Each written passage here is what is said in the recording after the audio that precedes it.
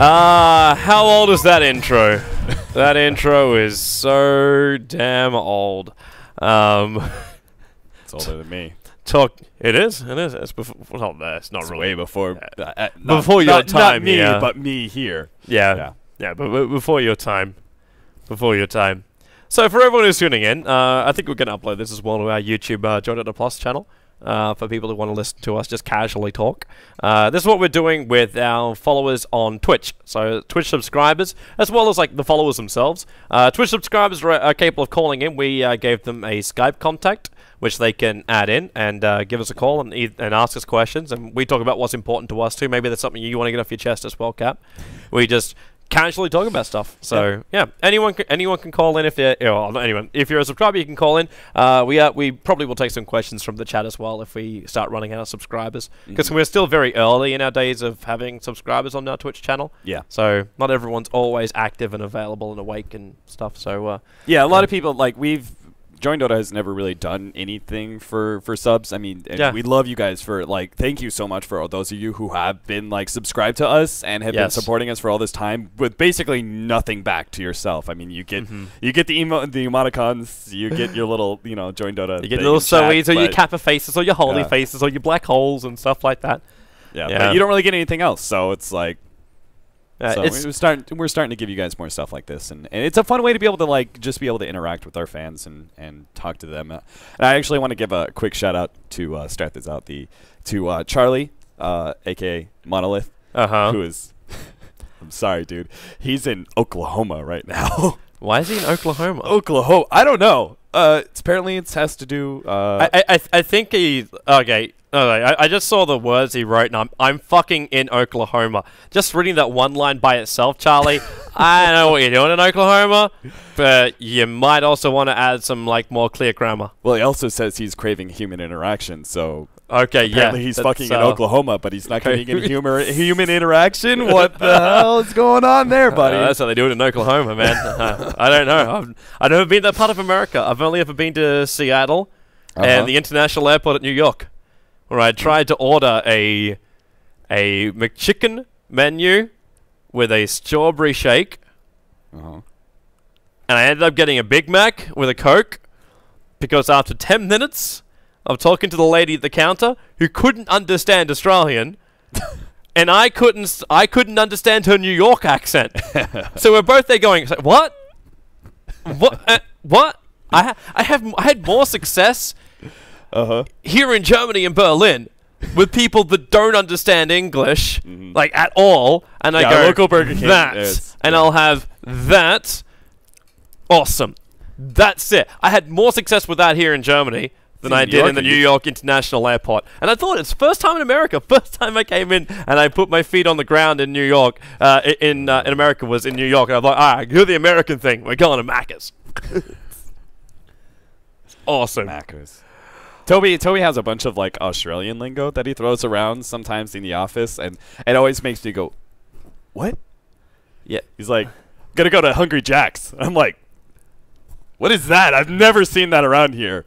Apparently that's the Australian name for Burger King. Yeah, but it's actually only in certain parts of Australia, because it's a Queenslander kind of thing. Because it's actually called Burger King in New South Wales, I believe, and in Melbourne. But in Queensland, in New Melbourne, Victoria, sorry, because there's more to Victoria than just. See, this is actually exactly what I'm talking about, right? Toby has all these you made some sort of stupid mistake or reference there, and it's just I got no clue. Melbourne is. I have no idea what you're the capital of Victoria. Okay. And I said Melbourne as opposed to saying Victoria. So it's just it's only in one city is what I screwed up. Needless to say, every single day I learn more about Australia than I ever wanted to know. And I learned less about Seattle. He never talks about Seattle. They don't like Americans here. It's not that. Just if you win at the football. So we're gonna try and call some guys up here. I actually have a question right now. I don't know if he wants to call in for it, but we have one of our subscribers was able to actually send us a question. Did you just send him an IM.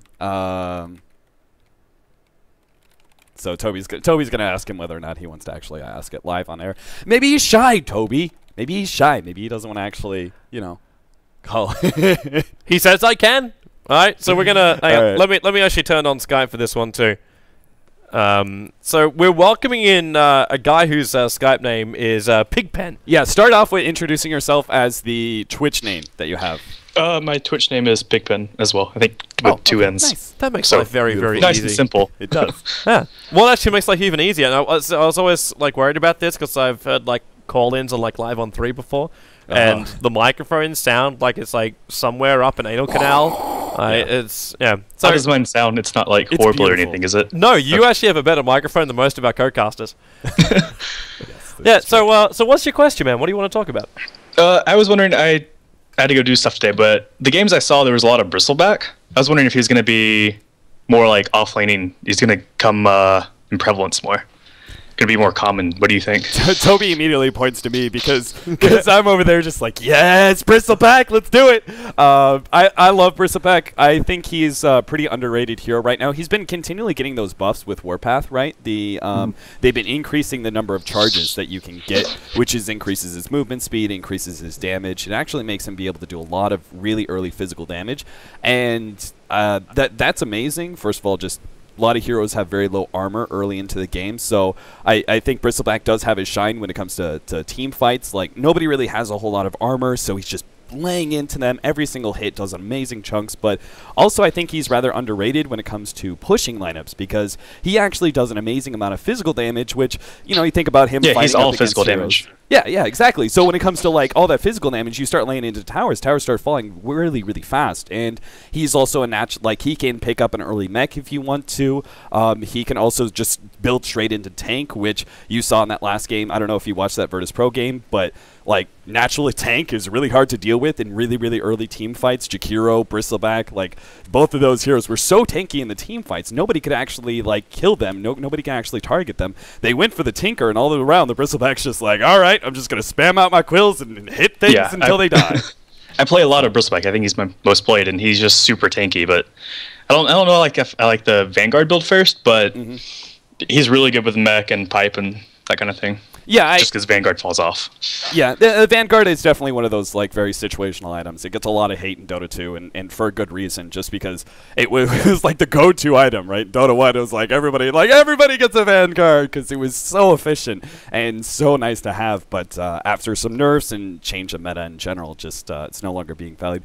I think if you pick it up before 10 minutes, it's very strong. But yeah, as far as Bristleback, I think we're gonna see him come back, but it's also hard to say because you can't really predict anything that's going to be happening when we've got a new big patch. Yeah, there's a new patch probably coming up any day now.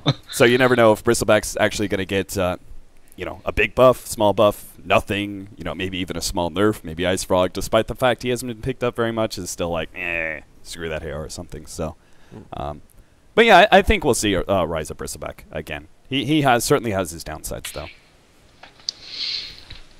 All right. Okay. Did you have any other questions, man? No, that was it. I was just wondering how you guys thought about Bristleback. Toby, do you have? I have no opinions. No, it's just me. No Bristleback opinions. I evade opinions. I hope all of these are going to be like this. Heroes. Toby's just like, I respectfully abstain from the question. Just sit there quietly and just nod. But what am I going to say, man? Like, oh yeah. The viewers are here for you, man. They're not here for me. No, dude, like that kind of question. Like, what viewer in their right mind would ever want to hear me answer that question? I have a very wonderful, simplistic way of looking at Dota. You're like a child to Dota. Yes. Come in. Every Dota game is a world of wonder to Toby. He's like, look at that damage. You know. You always pull that out. Oh, look at that damage. So I'm legitimately surprised sometimes. Most of the time. Like, yeah. If I'm not surprised, I won't act surprised. It's just that simple. So yeah. People are like, oh, he's lacquering it on a little thick. This like that. It's like, no. That's actually genuine surprise. Be that bad or good. Well, it makes for a good thing in your play-by-play. Yeah, for sure. That's very, very true. Yeah. All right. So, well, thank you very much for your call, Pigpen. Hopefully, we'll have. You might come back for another one later on. We'll do more of this stuff. So yeah, thanks for your call, man. All right. Thank you. So you guys may have heard, Yep. I had to sneeze that last game. Apparently, I've just been constantly sneezing. And with our new microphone setup, we have a slight change in microphone setup. There's no mute button. So every single time I have to sneeze, I'm just like, hold it in. Because there's like either that, I just like have to take off the whole headset and sneeze over to that direction. We used to have like those wireless packs here, Mm-hmm. so we could walk around the entire office and actually just continuously talk on the live stream. I've done that once before when I noticed something was wrong with the studio. Actually, I like got up with no, I was solo casting at the time. Wasn't that the time when you actually went to the toilet and it came through on the live stream? No, I've never done that. You never did that? No, I've I'm sure never you done told me that. like one day. It's like, oh, No. whoops, accidentally did that. No, I've told you that when I do go to the bathroom and I have those wireless mics, I like double check. I like mute it, turn it off, that could then be mute it on the board. But yeah, one time when it was the draft was going on, and I knew everything. Like the draft is very simple, right? Heroes picked, you see it, you want to talk about it, talk about how the interactions are. And I was like, I know something was wrong with the studio. I couldn't remember what, but I got up and I was just like walking around the studio fixing stuff while talking about the draft. I don't think anybody noticed. What? It was nice. Awesome. I have a question from Dark Davos.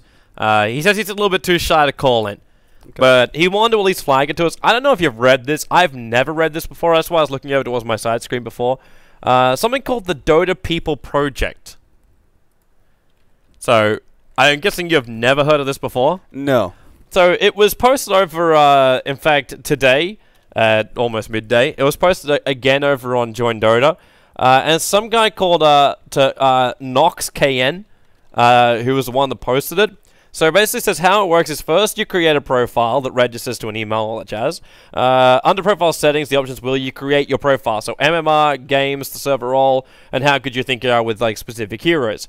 So you then use your profile settings. You can also create a team with typical information like average MMR, server stuff and stuff.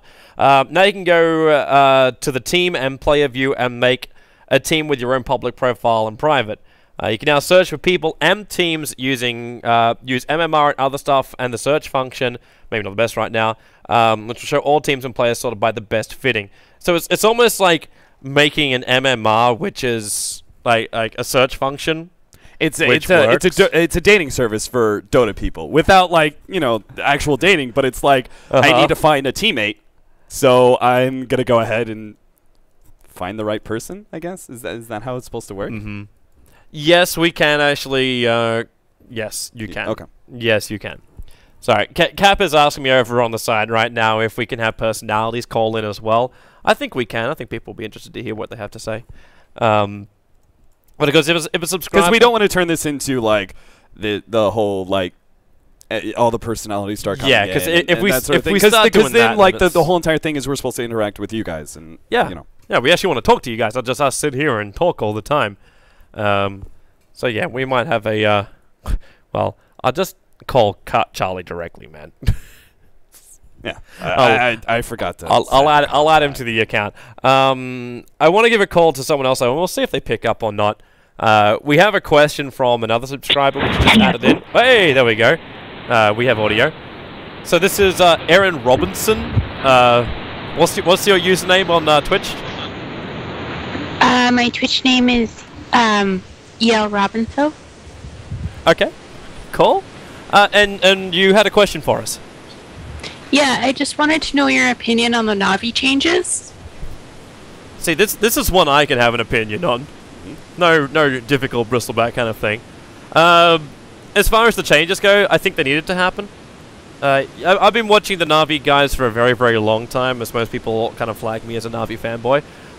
But things just weren't right. Every time you saw him, you're just like, why aren't you guys practicing? Like, hey, why don't you look focused? Like, oh, we have been practicing, but you don't look like it inside the game. Something was always wrong. A cog fell off the wheel somewhere and things just dropped. When Kuro came in, you saw Kuro and Puppy really synergize well because they were like old guys from original Warcraft 3 days. They were part of like the original Dota old teams. guys. Yeah. Kuro had like, it was his first debut in Dota 1. Like he was like the same age as like Dendi when he first showed up, which was like he was like 14, something like that. Yeah. When he first showed up in the Dota scene. So it's funny that like he's an old guy, but he at such a early 20s age. Yeah. It's Sorry, go he's ahead. the veteran of the scene, if that makes you feel a little bit better. But that actually makes him sound a little bit older. But yeah, Kuro and Puppey played really well, and that kind of gave a little bit of extra spark back to the lineup. The things never just really clicked for him. I think the major thing I was missing from Na'Vi was, like, Fnatic was brilliant in Team Empire. Like, what he was doing as, like, these solo safe lane heroes and the transitions and the movements around the map was really, really good. And I think a lot of that comes down to, like, the tutelage of Godblack and how he really, like, fostered his talents. And then things kind of, like, just became... Like, we all know what it is anyway. It's the Puppey way. Like, Puppey has a set way that he wants the team to run, and he kind of, like, enforces this onto people. And it didn't really, like, it can kind of rebound a little bit when you got people who just want to drink more, or, like, they're just fed up with... They just want to go divide. They're just fed up with Dota as in general. Yeah, that's... And Puppey was that for a while, too, man. Like, I think a lot of them were. Like, it's too much Dota in too small amount of time, and they just get really burnt out. The change needed to happen. They needed to fix the problem that was just a disjointed roster. They weren't playing as 5. They were playing as 2 and then 3 solos. So I'm hoping the 2 new boys, FNG and Vanscore, are capable of fixing this one, if rumors are correct, of course. I'm super excited for those 2. You're a huge Vanscore fan. I'm a huge Vanscore fan, and of course I've been a big Power Rangers fanboy for a while, so seeing FNG maybe get his opportunity to be, not that anything are wrong with any of the other members of Power Rangers, but to see at least one of them rise up. And obviously, I mean, if this is all true, if FNG is going to be joined in Na'Vi, there is obviously no ill will, because FNG's been playing with Power Rangers up until today. So they obviously still valued him, still friendly relations and all that. So I'm looking forward to seeing both of those 2 on a squad like that. The other thing I'd probably say is, like, a bit of a ramp up to this is don't expect anything from the current Na'Vi. Like, yeah, just that simple. I know Na'Vi has always been a brand which everyone's gone, oh, these guys are brilliant! If you expect that from this team, I don't think it's going to deliver. At least not straight away. These guys will take time to work themselves into some kind of synergy, and then I think we may even still see roster changes. Like, all the current rosters, I doubt most of them will survive 3 months. It's just that simple. Like, you're trying to hold at least one replacement. Yeah, I would agree with that. Like, as far as we know, like, there's not a single team which hasn't been touched by a roster change. Na'Vi US. Na'Vi US. Yeah, Na'Vi US actually not changed. Yep. And we can technically class EG as it was touched because Fear's coming back in again. Yeah. And Mason's moving out, so yeah, technically we can.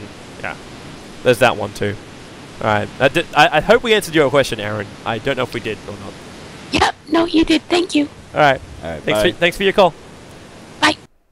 All right. So okay, we better call in Charlie because it looks like he's getting a little bit upset. Because he also called in too before and was just like, well, you're not answering my call? It's like, sorry, Charlie. Sorry, Charlie. Nothing more to it, man. There's nothing more to it. I'm calling him now. He's not answering. So now maybe he's doing it. Maybe he doesn't crave that human interaction that badly. Yeah, that's really bad, man. It's really bad. Yeah, for the people out there that are wondering what we're doing, it's Casual Talk Dota. So we gave a Skype contact out to our subscribers, so you're able to just give us a call and ask some questions of us. It's that simple. It's really that simple. That's all. Listen, Charlie, you wait on us, not the other way around. Sorry, Charlie. Too late. We're going to someone else now. Come on, Charlie. What happened? What happened? Drop the ball. Oh, now he's calling us. Now he's calling us after I called someone else. I actually canceled the other call just to pick up Charlie's call. I hope you appreciate how much I might have just like. I just feel like an asshole now.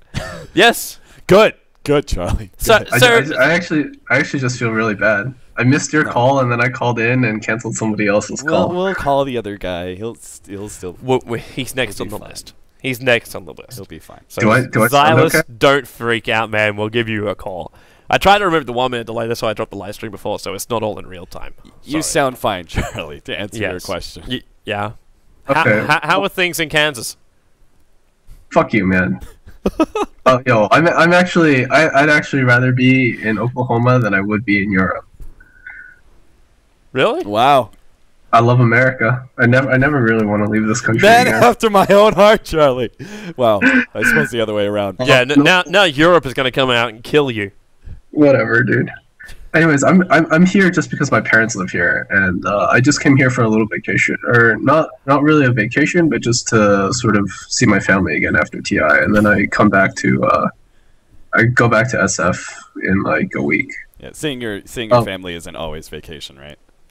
No, it's really not. But anyways, I guess my question, it might be more appropriate for actually Holy Master or Jacob, but with the whole uPorn thing, and apparently they're about to sign a team, and I assume it's a Dota team because their uniform had Pudge on the back. Yeah, and there's also I actually have no idea who it is. But so I guess my question is, if they were to play in one of your tournaments, would you let them?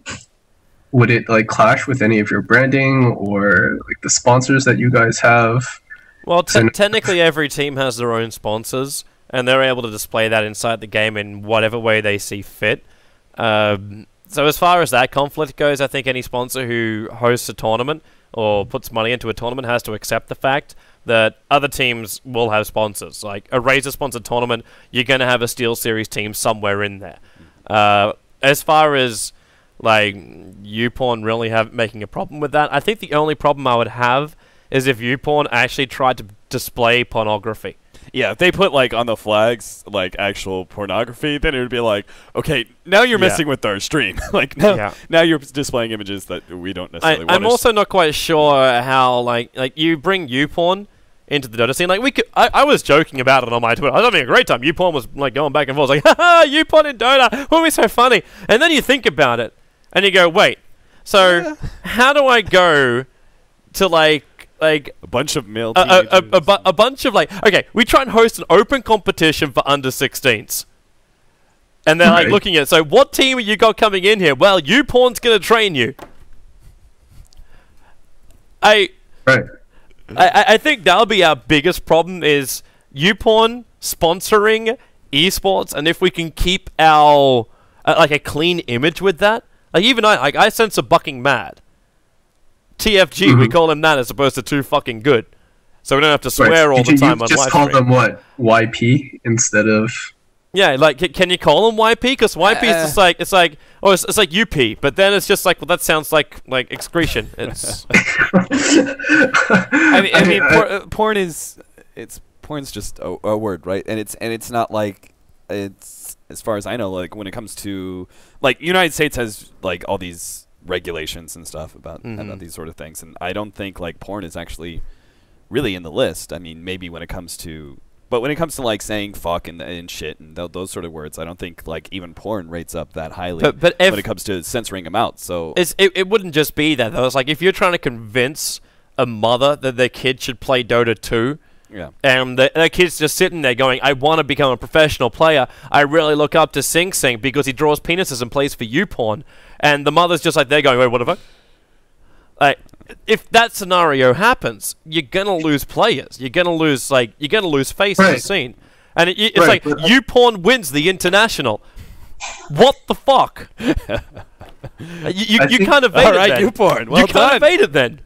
Like, it's almost like if uPorn do sponsor a team, their name has to come secondary to the main team name.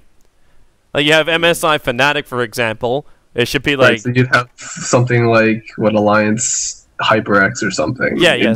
So something along those lines would be... Need to come up with a really good euphemism name. Right, but you guys... You can have a euphemism name. Things which you don't instantly go there and say, that's porn.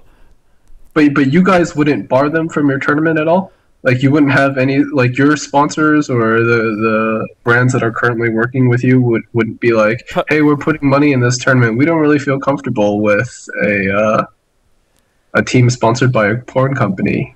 If the sponsor brought it up, then maybe then, yes. But at the same time, it would be... I understand your point. And you're right, Jacob and Holy Master will probably have different opinions on this one. Like, for Joint Dota stuff, the buck would stop at Jacob to see if it would go in or not. It depends how strongly, for me, the sponsors felt about it. Like, if they're just like, we do not want a team sponsored by a pornography industry in here because we do not think it fits at all with our product, and we don't want to have these two products anywhere near each other. Like, then yes, it would be a major problem. And that's why I think the secondary name would be okay. Like, that would let it slip through. Really come up yet. Yeah, because then nothing official is going to be there. You'll have it inside the game where it'll be like .uPorn or something like that. Like, that's okay. I think as far as like passing it like under the radar without it being really obvious. But if the team name is literally uPorn.com, then yes. There, I would definitely see a problem there too, Charlie. Well, all right.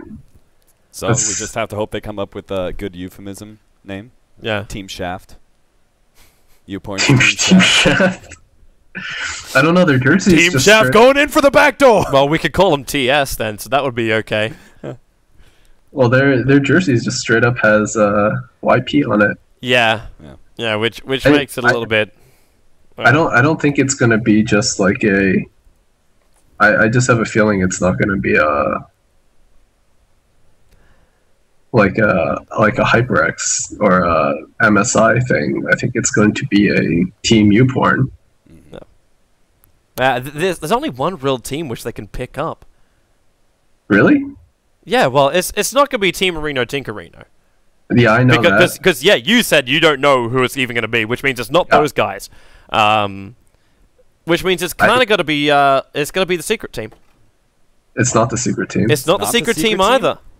It's not the secret team. I'll tell you that right now. It's not the secret team. So who the hell is left here? I have no idea. Like there's no top team that would leave their current sponsor to go and join YouPorn, unless YouPorn was literally offering them like the world. Yeah, the world. Like, every morning you're woken up to have your penis cleaned by porn stars. Like, that would be like the level of promise you would have to give to walk away from their current teams. Yeah. Shout out to Coming to America. It's like, oh yeah, this is a pretty good deal. I actually have no idea who it is. Wake it up every morning. My guess would be a CIS team, or I don't know, maybe Well, if there's a CIS team, like, you could technically go for Godblack's new squad, but I also don't see Godblack going in on that kind of stuff.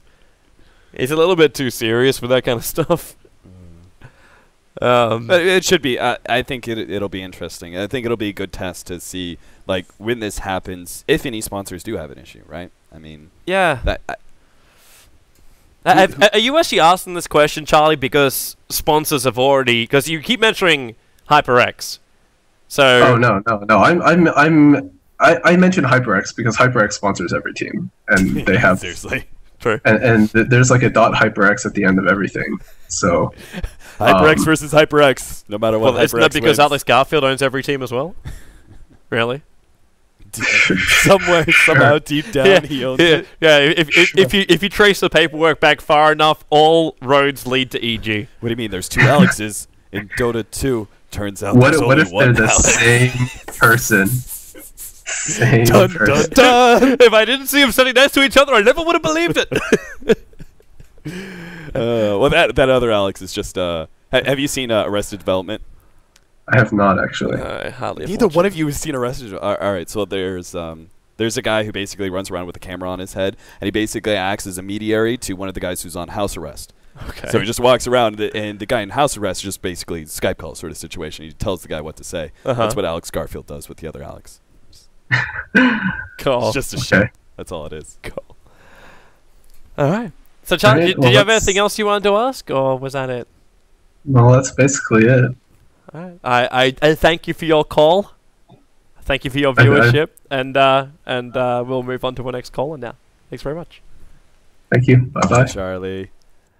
All right, now who was it I was calling? Okay, it's that guy. Yeah, that guy. The guy who was obviously a Game of Thrones fan. Yeah. He's a Grey Worm fan. His avatar. Hello. Okay, that was not what I was expecting. Excuse me. I like. Good evening. Good evening. Good evening. Good evening. Hey, you. Hey. Are you German? I am. You are German. It doesn't sound German. I'm sorry. I even know your question is about Germany, but you don't sound German. I trained hard.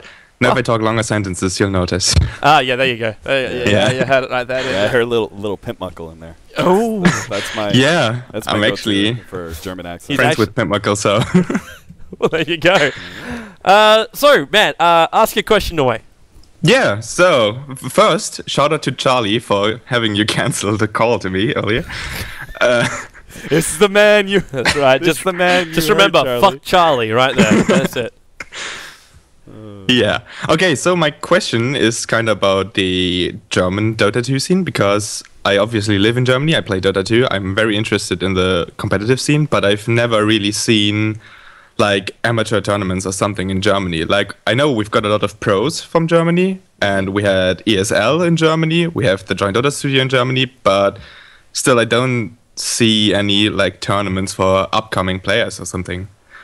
The problem I see for it is actually just one of exposure. Like, most sponsors are sitting there going, "Hey, we want to get onto the onto the Dota 2 bandwagon. How can we do this?" And then they ask for huge amounts of viewership and little money. Like, it's like, okay, even if, like, okay, imagine this HyperX Germany, considering we're doing HyperX tonight. HyperX Germany comes to us, and they say, we have a $12,000 budget.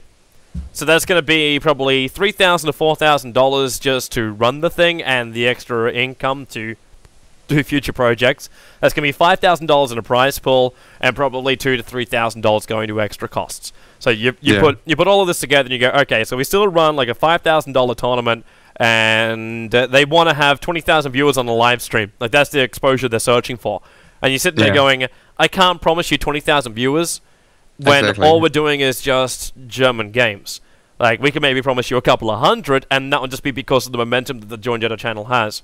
So you sit there going, well, maybe we can pitch to you something like the Gigabyte Challenge, for example, where we go, okay, we can run a tournament, we make it open, we'll get some viewers in there, the German teams can sign up, and that way open, and you have Germans involved at least. And that's kind of like the compromise that you're like forced to hit because people just ask for so much for so little. And at the same time, like, the German scene has always been one of these scenes which, like, there's a lot of talent behind it, but it can never really be fostered, and it can't be fostered in a public eye. And that's where Join Dota League kind of kicks in. So you have your German divisions for Join Dota League, so the teams can build up, they become more stable. If they become better and more stable, and we get more German teams as a full German team come up, then you can consider running a German event, like more of a LAN event. But the German scene needs to prove it exists, and it's big in Dota 2, before you can run a huge LAN event and try and invite sponsors in. We can run events in Germany and invite international teams in, but if your main focus is on the German teams themselves and the German players, that's a lot more difficult without being able to, like, put a value on how big they are, because then you can't sell it to a sponsor. Yeah, I've also noticed, like, there's very little, in my opinion, maybe I've just not paid attention, that Valve or similar, like, sponsors do to promote Dota in Germany. Like, as opposed to, let's say, League of Legends, like, you can go out on the streets and say, who here plays Dota, and people will look at you, what? And if you say, who here plays League of Legends, and, like, literally 9 out of 10 teens will turn their heads and say, I do. It's the best game in the world. So... I hear you on that one, and that's just because the way Riot does marketing. This is a whole different kettle of fish, man. This is a bigger kettle of fish, because now we start comparing Dota 2 marketing to Riot marketing. And it's a very, very different approach. Because Valve is just like, build it and they will come kind of thing. Like, it's Field of Dreams. And that's the hope they have, that organizers will just build these huge-ass tournaments, and the Dota 2 community, because it's a good game, they'll actually come and play it because it's a good game. Where Riot kind of took the other approach. Like, when they first started League of Legends, like, I remember I sat there, and I was one of the old-school guys, which is why I had a very knee-jerk reaction to Riot, and I've said some things which... I don't think I'd take most of them back. Maybe some of it back. Maybe the abrasiveness of the way I said it back. But Riot did what at that point I found insanely insulting, but from a marketing perspective was really, really clever. So what they did was they took the casual scene and just what you would do with your friends, and then brought out this whole, you can be a superstar by playing it. Like, it's like how, like, Idol. How big did Idol catch on when people thought, wait, I can just turn up to this, and I can be, like, amazing? And I don't even really have to be that amazing. I could just be amazing, but I can get popularity, and then I'll be that amazing because I'm that popular. And that's the way I saw League of Legends model when it was first created. But because of that, you managed to combine like this striving for, oh my god, I can be a professional player and get a whole lot of money, with casual gaming. So with the connection between the two of them, a lot of people started playing League of Legends. And the marketing came where they had like the LCS is their big driving thing. And that's a huge circus which everyone's looking at, and that gives them huge publicity across everywhere. But they also did, on top of that, publicity into the general community. Everywhere you went, there was League of Legends. Yeah, it was everywhere. Yeah. Right, yeah. I was at Gamescom last week, and they had a huge booth, like, with all the personalities. Yep. Was it also everywhere you walked around Gamescom? Did you see a League of Legends, like, little stands everywhere? Yeah, and like posters on the walls? Emo hats and... Yep. I mean, I saw like 2 people or something wearing the Meepo cowls that were sold at the secret shop. But like 5 million Teemos? Every third person or something had either a Teemo hat or a Ramos cap, I think. It's especially because, like, especially I don't know them either. But I actually remember, because I talked a lot with some League of Legends people. Don't say who. And there was one thing which I came to understand about it. One thing Riot does really well, especially here in Germany and more in Cologne, is they cater to the LAN crowd a lot. Like you have like this European hub, which actually was announced today. It's coming to Berlin. So Berlin's about to be invaded by a lot of League of Legends people. Oh no! but what you're able to do is you can just come in, and every weekend there's going to be like a LAN event. You can come in, you walk into the ESL studios or wherever the studio is they're hosting. I think I should move to a bigger place because they needed more seats because it was so popular. But you're like, I can make a trip in and watch it like a football game, and it's that. It's that I can be so connected. I can see the players every single time, and like it was a really, really smart approach to like make it so you want to come out every single time. You want to show that you're a fan. Like, how do you build in a football following? Like, for example, you look at like a crowd like Chelsea. Everyone goes to the Chelsea stadium when there's a game on. Everyone wears their colours. Everyone has all their branding on. And these guys are together so much that you have huge, like, cheers. You got chants behind them. Like, all we can get out of esports is Navi, Navi, or USA, USA. That's all you can get out of them. And you think about that and you go, well, how do we move esports into that kind of realm? And League of Legends and Riot did it really well, even on a smaller scale, to do such a thing. We have LAN events here and there, but nothing is really united. The fans aren't really united. You got everyone who might be looking at it like a Facebook page, but like, where is all these big fan pages that coordinate this kind of stuff? Where's like the supporters of Na'Vi of 2010 until current kind of thing? Like, these groups don't exist at all. And that's one thing I think Riot has done really, really well to build up their community. Obviously, you can talk about the game and League of Legends and how good or bad it is until your heart's content or you're dead. But it doesn't matter, because the fans will still follow. The ability to actually entertain a mob, even if the game is not good, is still possible. Like, because some people just don't know. Like, you sit there saying, well, hey, Dota's a really great game. And then people are like, nah, League of Legends is a great game. And nothing you will tell them will ever change their mind until they actually try a different game. And I don't know about you, man, but I was very, very bloody stubborn in my original days of gaming, and nothing was going to change my mind. Me neither. I've played LoL for 2 years or something before finding out about Dota 2. Yep. So, it's kind of like a bad TV or something. Like, it's bad, but you can't stop watching it unless you've something to compare it to. Welcome to Confessions of a League Addict. Here with Toby wanting capitalist. Oh, hey, Cap, you're there Call in. as well. Call in. Props to the bird! Props to the bird! Is that a burn against you or me? That's a burn against I you. don't Was know. it though? It's probably burn against my question, to be honest.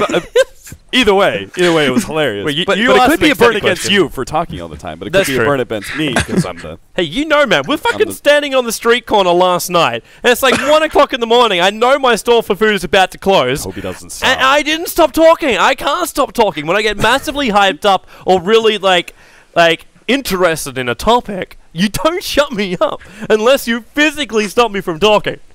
Yeah, that's gonna be pretty hard for me. That's where our Skype picture comes from. Yes.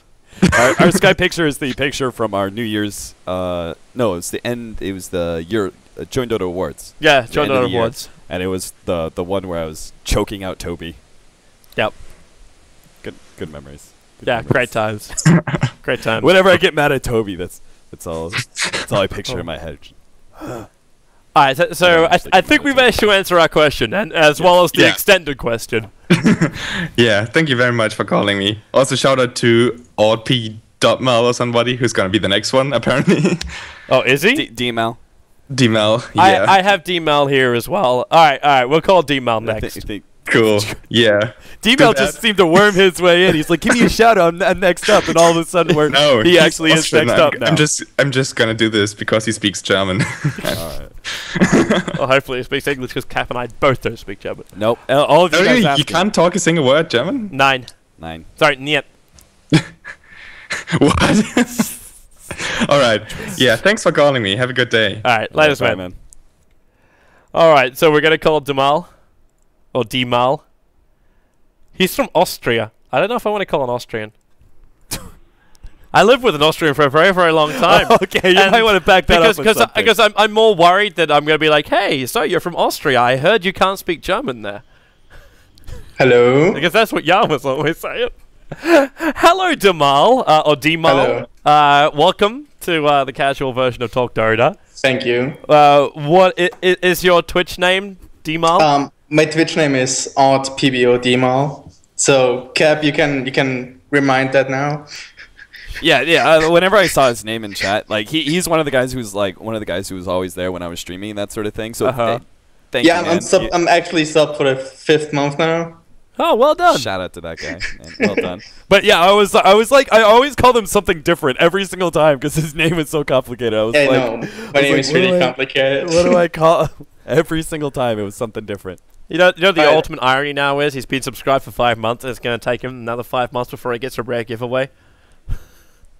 Because it's completely random. Poor bastard. Alright, so, Yeah, so what's your question? my first question is, I've heard you were challenged to the ALS Ice Bucket challenge by Navi. No. So when are we gonna see that? Sorry. Okay, I can answer this in multiple multiple Me answers. too.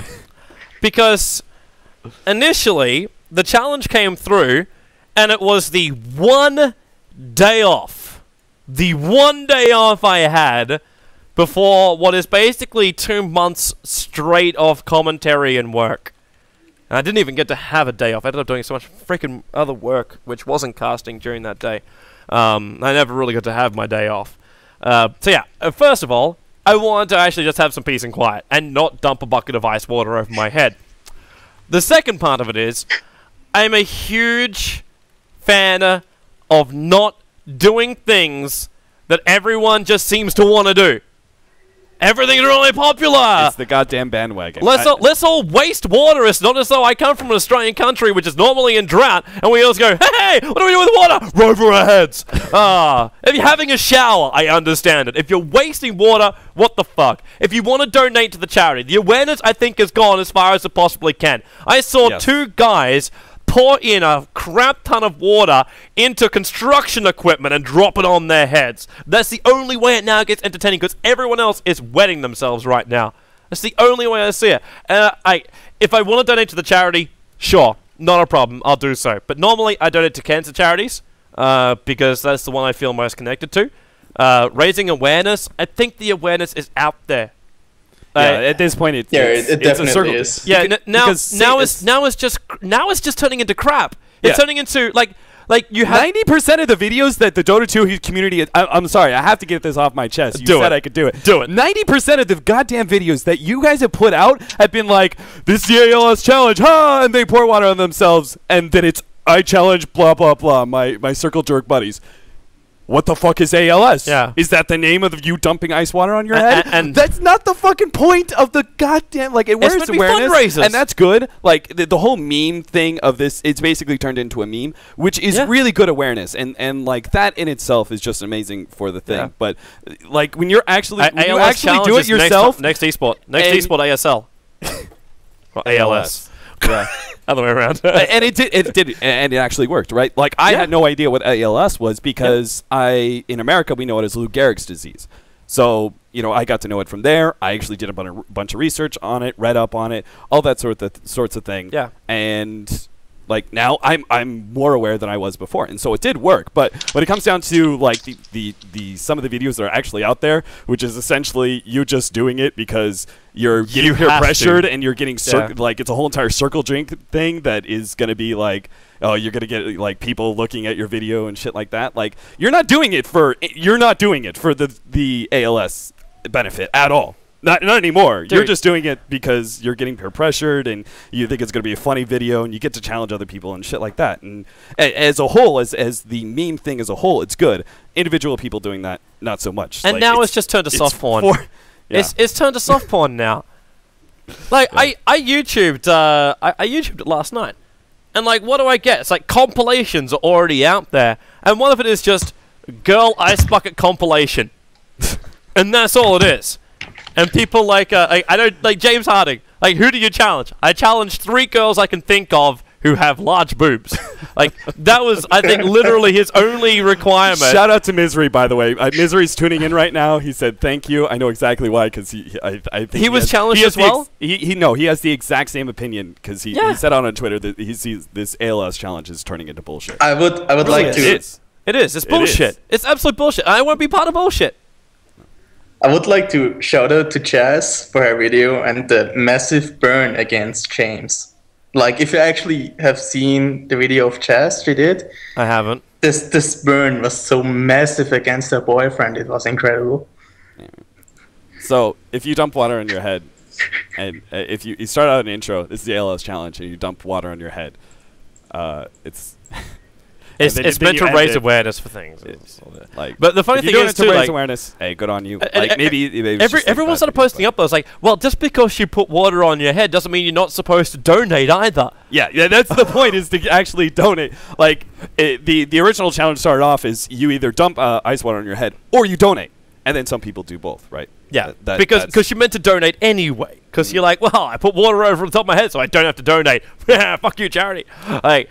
That's not what you're meant to be doing. Yeah, but when it comes to raising awareness, when you don't actually talk about the reason why you're doing these sort of things, explain the disease, explain that like it has a 100% fatality rate, that it takes down every single bit of motor controls that you have that you can do yourself are eventually shutting down. Yeah. And the problem is that like you start losing control of your arms and legs and you're breathing.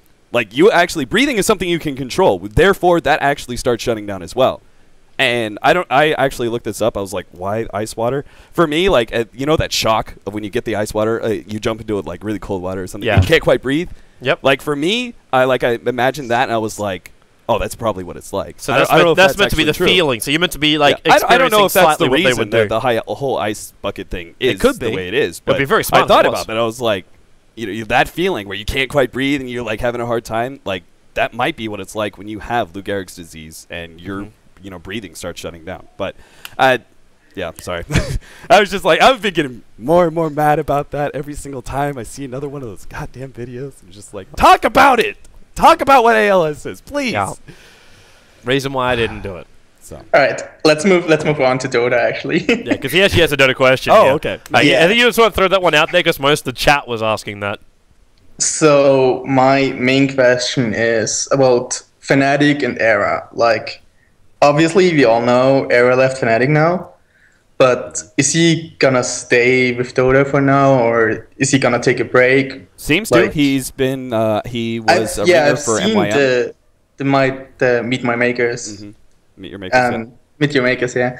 And I've been wondering if he's gonna like stay with their team now or not, or if he's gonna like the only person actually that can take a answer break. this is Era, because at the end of the day, his condition, he knows his own limitations. So as far as he thinks he can go or he can push himself, he should go. If he wants to, if he wants to stay in Dota 2 and he thinks he can physically do it, then he should do it. But it's up to him. We can speculate all we want. We can just support him when he comes back, and we can hope he doesn't get caught in such a Fnatic Valve shit fight like what happened at TI4, that he's able to go through without having, like, a guy who's struggling from like stress anxiety, and you have a war between Fnatic and Valve to get him to come to TI4. Like, that in itself wasn't helping the matter at all. So I'm hoping he can find a very stress-free environment and just play Dota. That's all my only hope for him, man. That's my only hope. All right, so what about Fnatic now? Like, Fnatic are missing a player now, obviously. So, who could be possibly in mind for their team roster? That's a very good question. And you don't know an answer to it. Well, actually, this is one of the very few roster changes I know about. Oh. But no. Yeah, so I won't comment. Just wait till it's official. Alright. Okay, so next thing is Stay Green making their move to Dota now. Obviously, Stay Green were the best team in Heroes of Newerth for a few years now. Did you know this? I was about to say, I was like, does Toby know anything about Stay Green? Nope. I left Heroes of Newerth after like the first year or and a half. Yeah, I remember you casting with Breaky. Yeah, that was really weird. Yeah. Like, it's fun, and everyone's like, "Oh my god, you're doing so amazing together!" It's like, we're both play-by-play people. I turned into the analyst caster in that combination. That tells you something is wrong, and that was me being an analyst caster 3.5 years, 4 years ago. No, I could. It was bad. I'm sorry, Toby. It was bad. No, I will admit, dude. If you listen to some of the first commentary I did, oh my god, I'm actually happy most of it wasn't archived. Yeah, the duo was like was really fucking weird. And Breaky always he's like AC. He's like AC. He does like his catchphrase. It's like, all right, everybody, welcome here back to the Home Broadcast. And it's because he's a radio personality, just like AC. Yep. And you're taught in radio to have catchphrases, to have things that make you go, haha, I know this person. Yeah. Which is why everyone goes, Black Hole! To me, I'm just like, yeah, guys, I haven't really done that in like 2 years.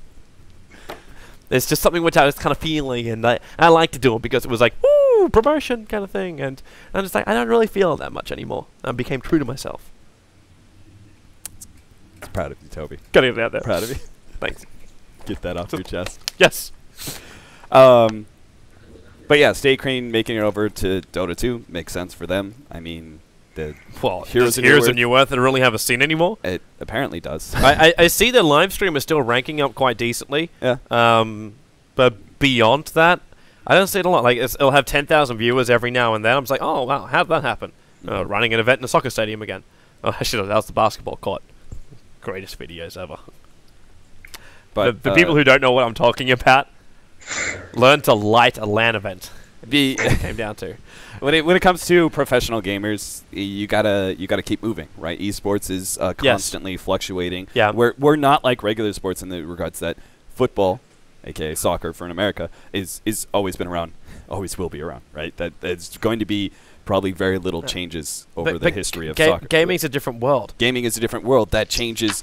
Like lifetimes can go by, and football may not change up that much, but just 5 years and esports, what's popular, what's new, it's new. Change. It's new technology as well, moving everything forward. Like we used to think Warcraft 3 was like the greatest game ever created, because it gave us everything we wanted to have. Yeah. And then you release new stuff, so you release like Dota 2 comes out, and everyone's like initially, the engine's really crap, and then it gets refined as well, and you're like, oh wow, this engine is just as good as Warcraft 3 was, but with so much better graphics and so much more potential to get out of the engine as well. A simple reconnect feature, like We had to have changes. We had to have So bots much. and mods and everything to make that work in Warcraft 3, and now it's meant to be a standard in gaming. Like, these are the small things that move forward, but gaming as a whole, like, it has to move forward.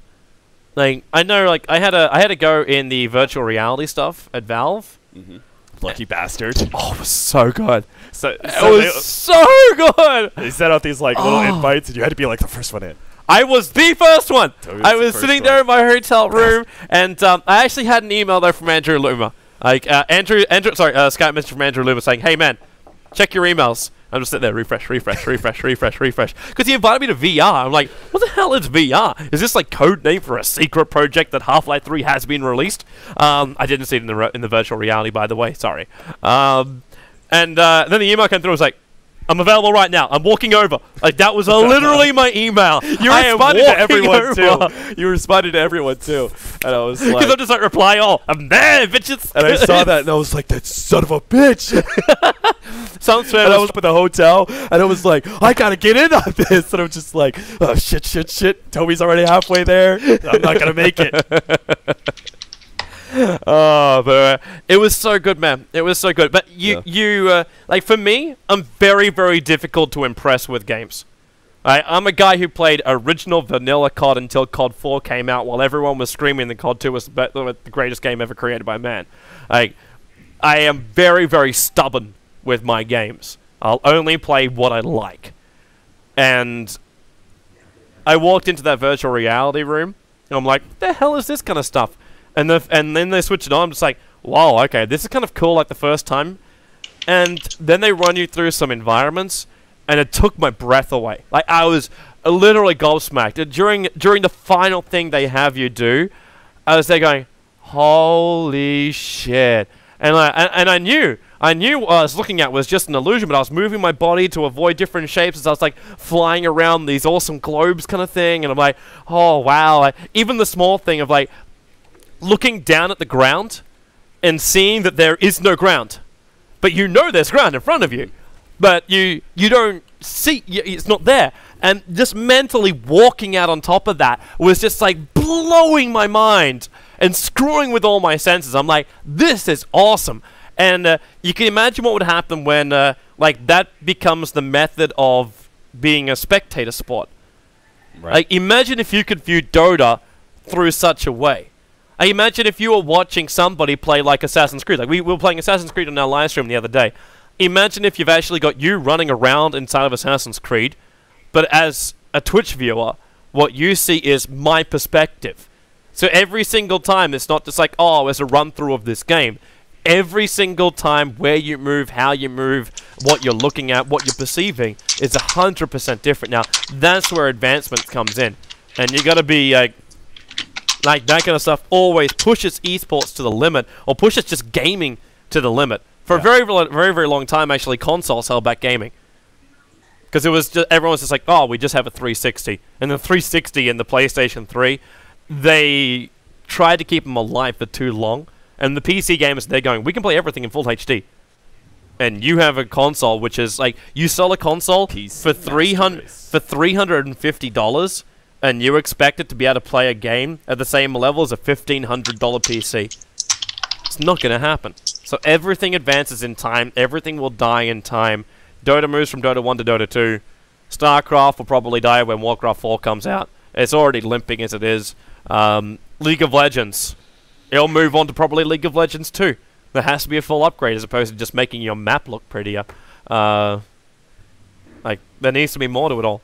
And that's one of those things where, like, everyone should accept, like, you can't be a full-on Dota 2 loyalist. You've got to move forward. So this all came on from, like, the teams had to move forward. So to answer your question, we Spiel we're really bad at this. Either that or we're really good at this. I'm not sure which. But to answer your question, it makes sense for Stay Green. I'm looking forward to seeing some of the Han players. Everybody, like, Dota by far is one of those communities. Small rant. The Dota by far is one of those communities where you've got the old guard and the new guard sort of deal. Like, back in my day, Dota 1, you know, that sort of thing. And I was right there with them, man. I was right there. Like, I wasn't a personality or anything like that, but I was playing. I was trying to be a competitive player at that time, playing in those G Arena high European scrims and that sort of thing. And And then everybody's like, oh, Han trash. Like, Fnatic, right? Fnatic, when they first come in the scene, oh, what dog shit they are. Han trash. Go back to Han, you fucking scrubs. Next thing you know, they're a damn good, decent team. They have Sounds familiar, yeah. but both Sing Sing and Nota, like next to Dendy, it's like the two most popular streamers in Dota 2, and they're both Heroes of Newerth guys. Yeah, they both came from Heroes of Newerth. Like Heroes of Newerth guys, like all the Heroes of Newerth guys, a lot of them started in Dota 1. So it's like even calling them Han trash doesn't work. But the point is that yes, I went from Dota. The reason I went from Dota 1. All right, I had a team. We were doing well. Oh, is that the reason? I thought you were pointing to me. No. Oh. You're doing the like your leg is vibrating. Your leg is vibrating, which makes the chat look like it's on like Orgasmo moment. Yeah, but you do that. Whatever. Anyway, I'm not gonna go on that rant. So, do you think SG are gonna make it to become a tier 1 team in the Dota scene? Absolutely, a Han trash or no, like being a gamer, being in esports, like you can adapt from game to game. StarCraft 2 guys making it over Dota, Dota guys making it over into League of Legends, etc., etc. Like it just comes down to you being able to have the. I'm seeing the chat now. Yes, vibrating. That's the reason why I stopped you, man. Anyway, it just comes down to like you have the same passion, the same drive. You know, it doesn't matter where you start from. So I'm looking forward. I'm sure at least a couple of their players are going to be making it. I'm hearing a lot about Chessie. That's actually a guy when I was in Han that I never heard. So he must be like one of the newer Han guys. But I'm hearing a lot of good things about him, a lot of rumors about him, about where he's going to be going. So looking forward to seeing new talent. You know, it's just new, fresh talent in general is important for the scene. All right. That's it from my side. Awesome. Thank you, guys. Cool. Yep. Thanks, man. No problem. Thanks for the support, man. No problem. I love you too. All right. See ya. In a very, very straight way.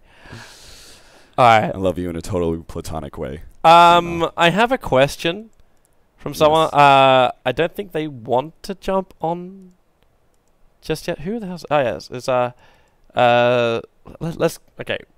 We'll give them a call and we'll see what happens. Oh, I saw that question. That one's Yeah, you're liking that one? That one's a very specific. Hi. Hello. All right. So we have someone called Higgs. Is that your Twitch name? No, I'm actually called but yeah. Awesome. Did you want to ask your question? Actually, I'll start by. Actually, I should know that because I'm reading his PM right now. Yeah, I would. To answer your question, from your PM first before you could ask your question, which is going to be directed to Cap. The YOLO shirt, which I was wearing with the golden font, is actually from Singapore. It's from a guy called Afiz, who has a group called YOLO down in Singapore. And I took that off him. Well, I took him off the company when I was there for the Asian Championships in December of last year. So that's where the shirt came from. I don't think you can buy that shirt anywhere. Yeah, seems like it. Yeah, but yeah, ask your question for Cap. Well, back in the days from Dota 1, I don't know if you remember, there were actually sleeping neutrals, and in Dota 2 you do not really see them, and I also googled and checked forums and nobody really knew them, and I don't know why it's not it's in the game now. And do you miss it, or is it just not needed anymore, or why is it removed? Yeah, it's actually one of those like very, very specific Dota 1 things that like you like I definitely know about it. I just, you know, sometimes you forget of it. It's like, oh yeah, during nighttime the neutrals end up falling asleep. You can end up getting closer to the neutrals as long as you didn't actually right click them and you didn't actually do any damage to them. They would stay asleep, so you could actually move yourself. And that was the old thing with was it Centaur? Centaur would kill the big Centaur. And then take his place. Yeah, then the nighttime would happen. You would just leave the small Centaur. The nighttime would happen. The small Centaur would fall asleep, and then you would be able to stand next in place of the old Centaur, and you'd be a hero. And there was actually, I believe, a old video where somebody tried to farm, like, you know, the neutral camp, and all of a sudden it's alive. It's a real Centaur. But I am guessing that Ice Frog pretty much looked at that change, looked at that. People were probably going like, I'm sure there's at least somebody who was like, what about sleeping neutrals? That's something you haven't ported over from Dota 1, Dota 2. Yeah. And he probably went just like, what's the point? You know, Yeah. There wasn't really, I don't think there was any like big exploits you could do with the sleeping neutrals. Like simply put, you could just go into a neutral camp at nighttime and you wouldn't take the aggro is pretty much what it came down to. There was nothing really special that you could exploit out of it. It'll be a nice touch to add though. Yeah, I really like the touch, and that's really that's all. It's just Dota 1 thing, and maybe it really would be cool if it's in Dota 2. But You know what you should do, man? Start a Reddit thread. That always gets things done. Hey, we're trying to do it for the spectator kick right now. Yeah, we I tried saw that. Yeah, yeah. But if you want to make things like this happen, like you can put it on the dev forums, but there's so much crap on the dev forums. yeah, that you basically need a community outcry, and the Valve guys do check Reddit, so try and make as much noise about it as possible. Maybe everyone gets behind you, maybe they don't.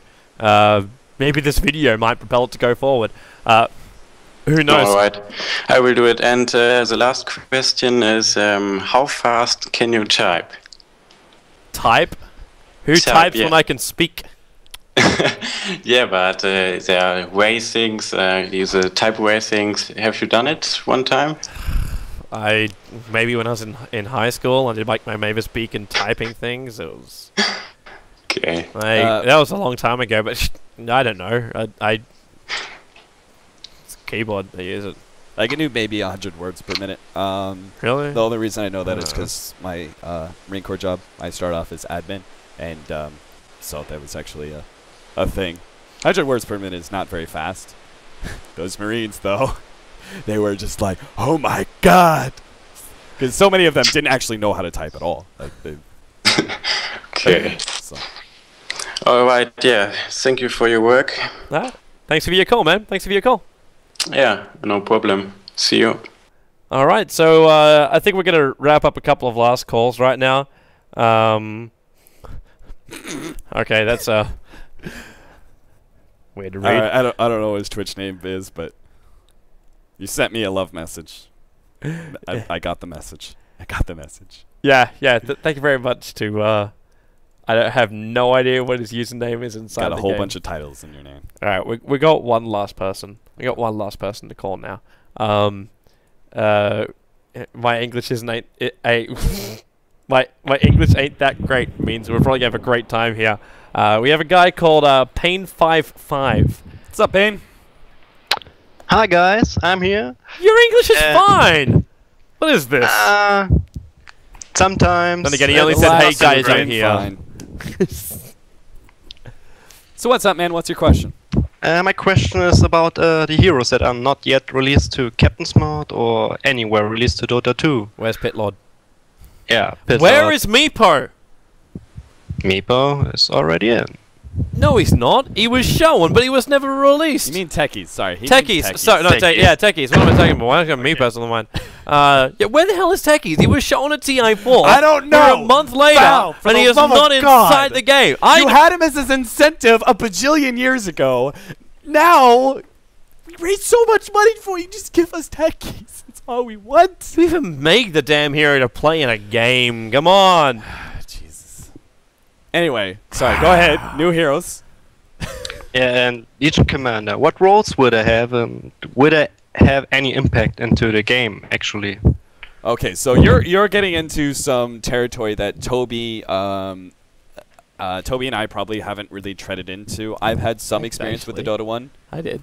Heroes. You've actually gone back and tried some of the new ones? Well, it's only because I got given a set by Doomraker called the Legion Commander Arcana set, and I called it's time to duel. No, I'm so sorry. I played like 15 games of Legion Commander in a row, and I played a couple of them with Sing Sing and trying to get it to work. That was also before and after they got nerfed inside the jungle. Initially, with the nerf inside the jungle, you could have actually run Legion Commander as a farming support role, and it's more like a Sand initiator. Because you just blink in, then you become like this big damage dealer that's able to to remove stuns and give you buffs, and you're able to really just force the issue. And then they fixed her double slice. I don't know what it's called. She's not in CM yet, so I don't remember all these things all the time. but they basically fixed her fast attack, so you couldn't jungle her as well, because you could just rush up like with a stout shield as well as a quelling blade. You're able to get a very fast, like just a morbid mask is all you really required. And then you can just farm her inside the jungle, and then a quick blink dagger or a shadow blade. You could be your initiator, and you could lock people in position to hold them there for a long time. And if you win the duel, you get more bonus damage, which makes you more effective later on. And it was great. But now you basically have to run her as a core hero lane. Quick question, Payne. Are you actually asking about Legion Commander or the newer heroes that haven't come into? I'm sorry, I thought you were asking about the Dota 1 heroes that haven't even been ported over to Dota 2. More like the heroes that I get in the game, but not actually in Captain's Mode, like Terrorblade, and yeah. Terrorblade can get nerfed before he can join the game, and Phoenix can piss off.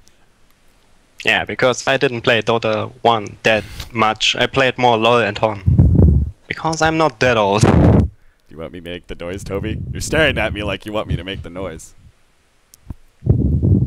Yeah, I see that finger. That was actually this one's for you, Toby. Man. No! Fucking Phoenix. Fucking bird. I love Phoenix. Phoenix is a lot of fun. He's a piece of shit hero. That's what he is. He's a broken hero is what he is. So Legion Commander I think has some viability. Terrorblades might need... Shaking chair. Terrorblade might need a nerf. I haven't really played around with him. Do I flag Earth Spirit into this mix-up? Earth Spirit... I think the nerfs that they did to Earth Spirit is not enough. Is good enough. It's not enough. I think it's good enough. He's definitely a high skill cap hero, so it makes him. Any of the high skill cap heroes are very hard to judge when it comes to at the top level of competitive play. Is he overpowered? In pub play, when people are making dumb mistakes and shit, like it's hard to tell. So that's right. This chair has been sponsored by YouPorn. Welcome. Really. Chat, Twitch chat, man. Well, it's in your brain always. Wonderful. Phoenix, I'm not sure how viable Phoenix really is. He's a really good team fight hero, but he certainly falls off. And you're seeing a lot of offlaners do have some sort of presence in the late game. Phoenix doesn't really. Phoenix has Sunray, which is his best late game ability. And that depends on you being able to have a lot of farm to really be effective. So he's an early lane dominator and a team fight hero, but I'm not sure if he's really that viable, especially since team fight coordination is really what makes him weak, and it's very easy to gemp a Phoenix in a team fight when you go in for it, and you're still having a hero waiting in the back or something that doesn't get hit by fire spirits or something like that. It is able to come in and finish off the egg for you, or everybody targets the egg. The fire spirits only last 4 seconds, which is longer than it takes for the egg to be able to go off. So there's another thing, like the attack speed slow. If you actually wait until the attack speed slow is done completely and then go for the auto attack, your auto attacks will be much faster. But if you try and actually attack during the slow while it's still on you, it'll finish off that very slow attack before you actually go back to normal. So it's those small mechanical things that you don't notice in pubs because people are stupid, but when it comes to professional players, coordination, mechanics, those sort of things, they will definitely gimp the hero a lot more. And so I don't actually think he'll be all that viable. Alright. Okay. Is there a hero that we're missing? Are we missing anybody? I think we're pretty much near the end of heroes. Yeah. There's just Pit Lord, which is like the one Melk's been waiting for forever to come into the game. There's Pit Lord too. He was one of my go-to Dota 1 heroes as well. Maybe one point he'll get out. But next techies will come after Pit Lord. It's just gonna happen, man. Technically, within the next 8 or so days, techies will be in the game. So really? Why do you say? That's what they said by the end of August. It wouldn't be like Valve to go past their word like that, would they? We mean next year, stupid. August 2015. August 2015. Techies officially released. Oh man, they gotta have one more All-Star game to be able to show them off. Nice. To beta test them. All right. Well, Pain5. Thanks for your question. Could I maybe ask another question? Oh, I think we can have one last one. Yeah. We'll sneak it in. Yeah. It's more a question about casting. I asked Wagamama actually the same question. So I asked Toby and Cap differently. did you enjoy more casting with Waga or with each other? Wait, what? Is this a popularity contest? Do I enjoy casting more with Kath or with Waga? You share your answer, then I'll share mine. Because you'll enjoy casting more with Waga, because you at least can have like a mechanic conversation about it all, and you get more airtime. So, I really like Toby and I. Like Toby and I have a pretty good back and forth. We have very similar sense of humor and all those sort of things, and we're friends. So in that regards, I think we work really well together. But it's not quite the perfect casting perspective. And a lot of people ask that. Like, for example, a lot of people kept asking me like, why didn't like you guys cast together back when I was co-casting with you for TI3, and then like ESL and one of those sort of things. It's not the way the casting duo should work. You remember the decision I actually like? As I told you, the reason why I didn't. I had like the fact that you even like the fact that you said that like I consider like the fact you even considered me for that was like I never expected that, because you want a professional player is what it comes down to. Right? Yeah, basically. It's one thing which I think could be like an extended answer to this. Basically, if you look at a lot of the commentators in Dota 2, I really need to get this guide out at one point. Yes. If you look at all the commentators in Dota 2 right now, how many of them are actually ex-professional players? One. Malini. Yeah. And he was a Warcraft 3 professional player as well. Technically not Dota 2. Career makes you professional. But yeah, there's a lot of guys who come into the scene, and you can sit there and you can learn the game, but you were never really in the thick of the tier 1 teams. And it's the people who are in the thick of the tier 1 teams which make the best co-casters. There's a reason why like Cap and I can be casting, and there'll still be another 15,000 people that will tune into RTZ who's streaming exactly the same game. Because they're like, at that point, you get not only the knowledge that player will have, be it like RTZ's just even fucking around, there'll be like 3 things he'll say, and that'll make it worthwhile for you to tune into him. You can have those kind of moments, and you can also just get the respect level, which isn't there. Yeah. Like, there's little to no respect which can be said for every single caster which is in the scene right now for everything. Like, everything will be questioned. And when you start questioning professional players when you're not actually, and you haven't been a tier 1 professional player in the Dota 2 scene, you don't really have a leg to stand on there. And it same goes with, like, well, first of all, you criticizing professional players, but then also, like, going back and like, the viewers themselves. Oh, sorry, too. Cinderin. My bad. Yeah. Players themselves don't really give you the, like, speaking as a co-caster who was not a professional player, who acted as a co-caster for Toby for many times, like, I played competitively Dota 1. I tried to make the go into professional. I wasn't able to make the time to be able to do so. Probably wasn't good enough anyway. Completely outright and say that. Like, I have, like, trashy 5k MMR knowledge, and I've watched a lot of Dota, but when it comes down to it, like, when an important game is happening, you want that professional knowledge, because they can provide you insight that no other, like, pub star can possibly be able to provide you. I don't care how much, like, how high your MMR is or anything like that. If you're not playing in a professional team like that, at those kind of stakes, it's a completely different game. Like, I played with plenty of teams back in the day. I tried to make it in Dota 1. I played in Han. I even tried to make it in Dota 2 as well. I couldn't make it work. And that's some knowledge that I'm completely lacking, which is why, like, I was always intended to be a play-by-play caster. Yes. I joined Toby just because I needed help for a secondary stream was actually the primary reason why Cap was here. It was so I could have more time to do everything else that JoinDOTA required of me. And that was the main reason Cap came in here. That's why, like there was a Reddit thread that came up a couple of days ago because I'd said on the live stream, we're still looking. We have budget for 2 professional co-casters to travel here to Berlin to be part of the crew. Like, we had Jacob here initially. We're like, hey, maybe Jacob would do it. And then he became our project manager because he's also a really great manager. So we had that. So basically, all we need is, like, the 2 professional players. We have the perfect host in Zoe. We can have Malk, who comes in as an extra guy. And we can fly in special guests when we require them. Like, that's the reason why we're building our whole new studio area, so we can fit all these people in. But the problem is, we also don't want to settle for second best. So if we're gonna bring somebody in here, they've got to be good. Like, they've got to be the best. Like, yeah, we don't want to just like drag at anybody else, because it'd be like, okay, so we brought in Mr. Joe Blow, who played a couple of seasons of Join Dota League and thinks he knows what he's talking about, and he's going to be our full-time co-caster. We are meant to promote him as a strong co-caster, take him to LAN events, say he's got really good knowledge, and then rely on his insight to make the content of the live stream like high knowledge, because that's what you want from your co-caster. You want high knowledge. Like Cap and I, we can both analyze the game to a point, but that's not the level we're satisfied with.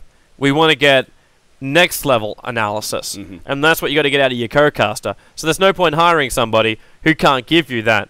Like if we want that, then we'll just keep doing what we're doing right now, which is hooking guys in through Skype. It's not the greatest thing we can do, but it's getting current professional players to come and join us when they possibly can. And you don't want to be that as a co-caster. Like, see, those guys who are like trying to actually be like co-casters, but you're not a professional player, like that's actually not something you want to do. Like, there are very, very few people in the scene who can manage to pull off the co-casting duty and the viewers respect. And that's a big problem. Like, if the viewer doesn't trust you, Dota is a really complicated game, and there's a million opinions going on about it. You can say, a professional player can say something, and it can be kind of outrageous or kind of out there, but people will agree with it because they see the point he's trying to put across, and they respect the person saying it because they're a professional player. If you don't have any like really good credentials like that to be able to back you up, you can't say those sort of things. Even the normal things that you say, people will disagree with you. Even if you have professional players who have told you this information, but you try and say it yourself. Like, I can tell you right now, like being co-casting with Toby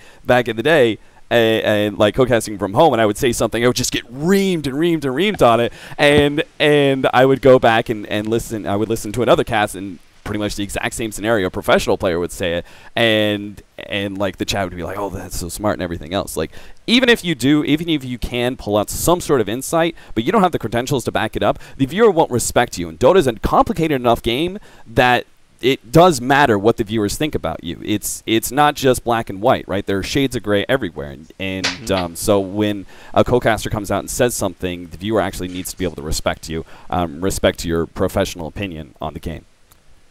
Yeah. And we want the best. Yeah, there's that too. The best. There's that too.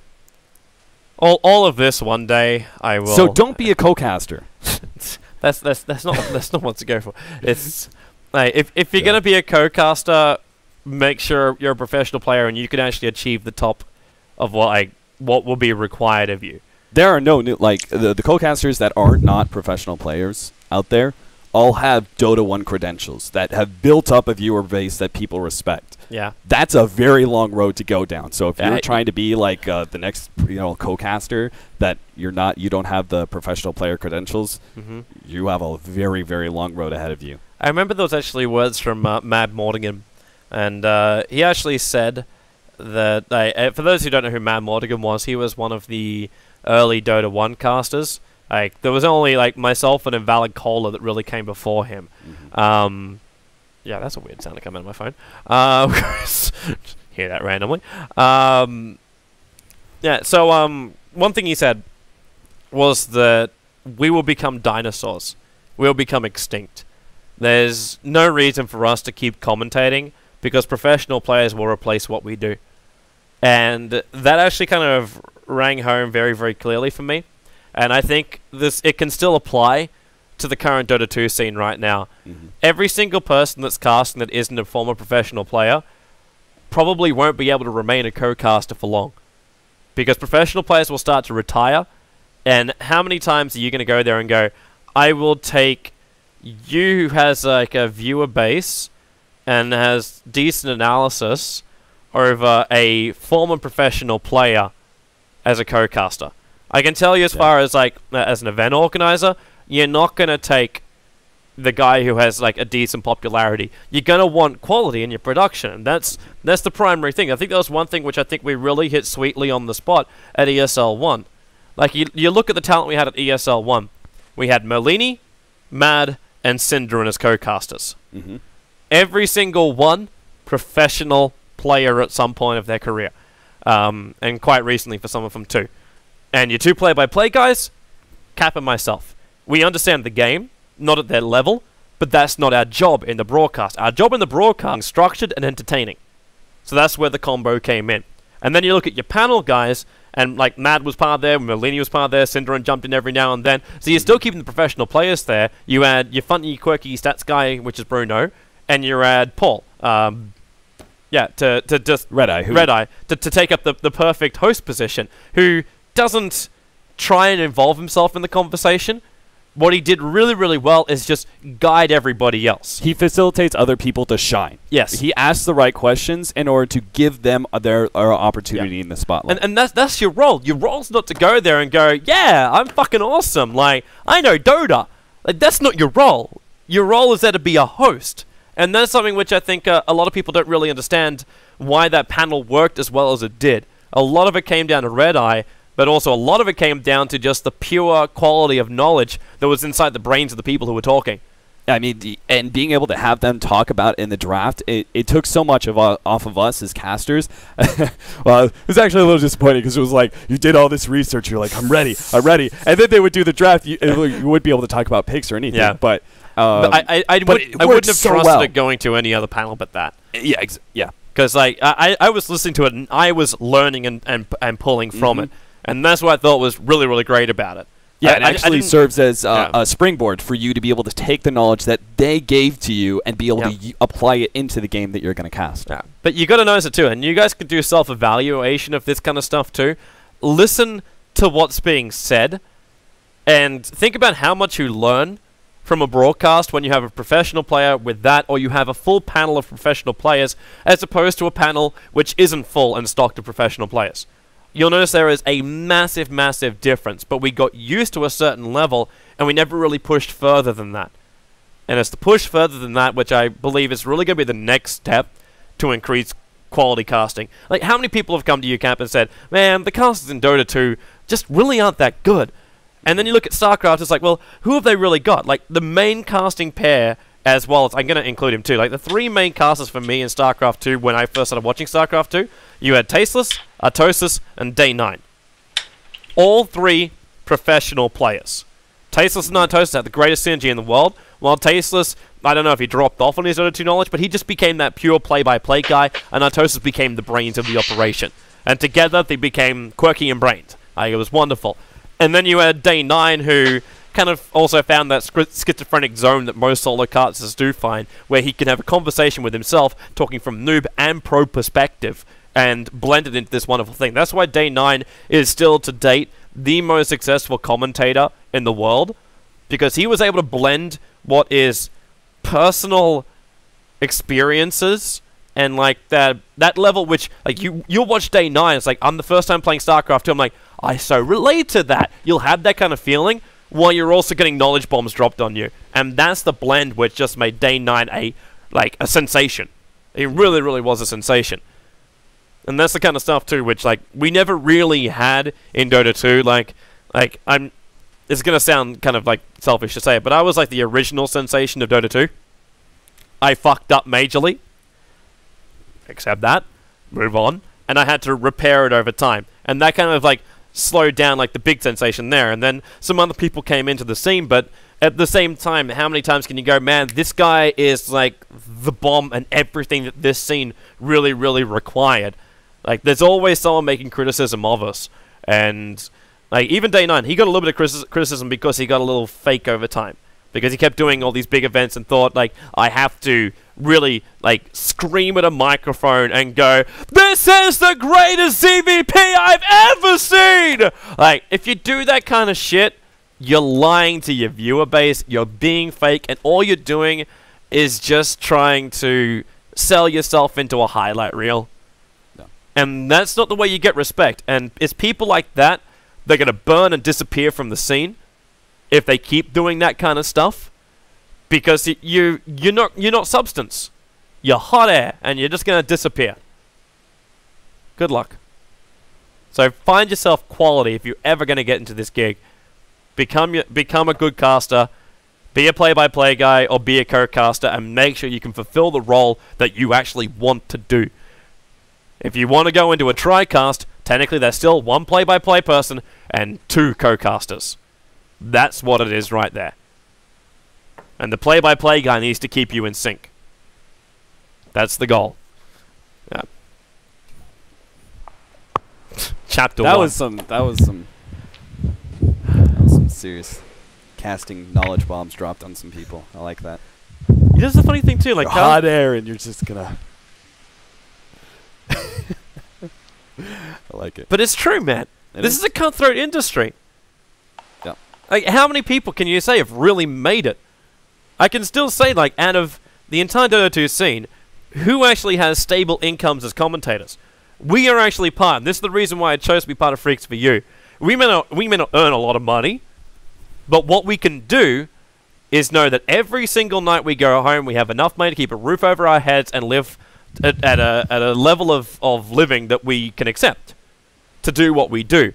And then we can try and expand through the company into bigger projects, run our stuff. We have a website behind us. We can spend $40,000 to consider a video wall. Like our hardware we're looking at for the new studio, that's at least €50,000, which is like, well, 60k USD or something like that. Like, and then like you've still got to build the studio, and that in itself could cost us another 40,000.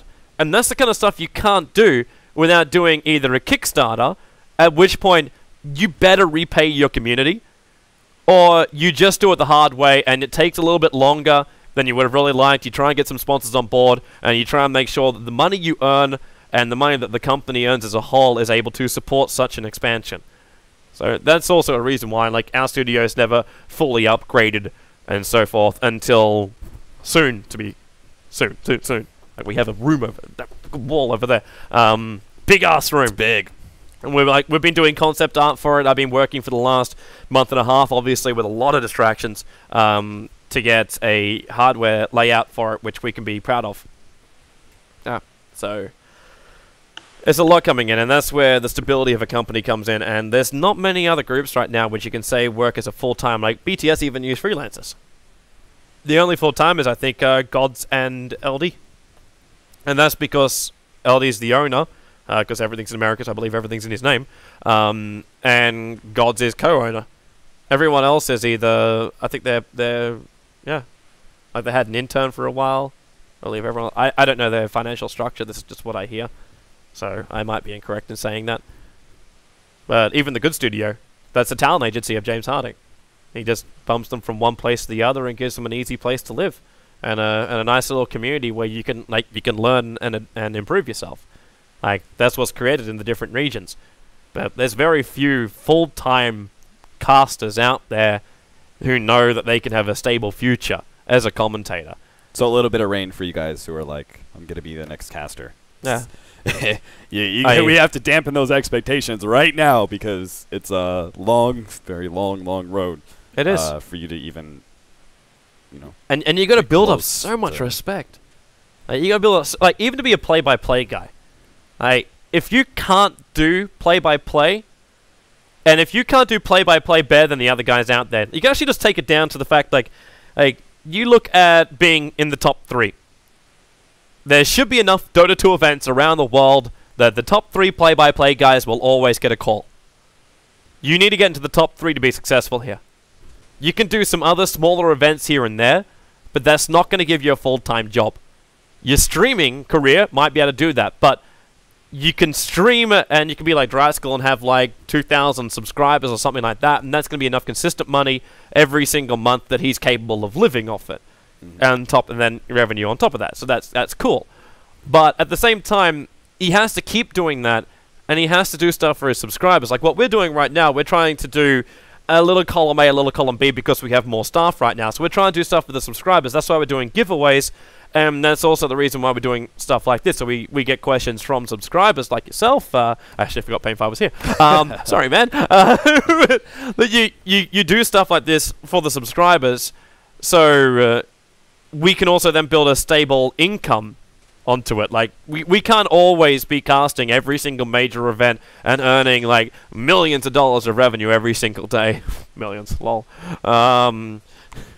Yeah. Love that for happen. Yeah, so yeah. New studio is easy, man. Yeah, that would be amazing. So yeah, that kind of stuff, like it doesn't happen. So we need stability. So we try and do a little bit of both worlds. But it means that we'll never hit the same subscriber interaction level as people like Wagamama or Driscoll.